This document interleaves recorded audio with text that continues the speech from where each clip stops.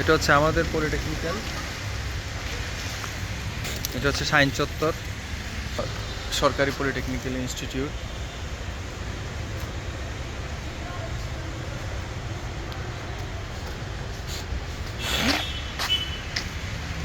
কিছুদিন আগে এখানে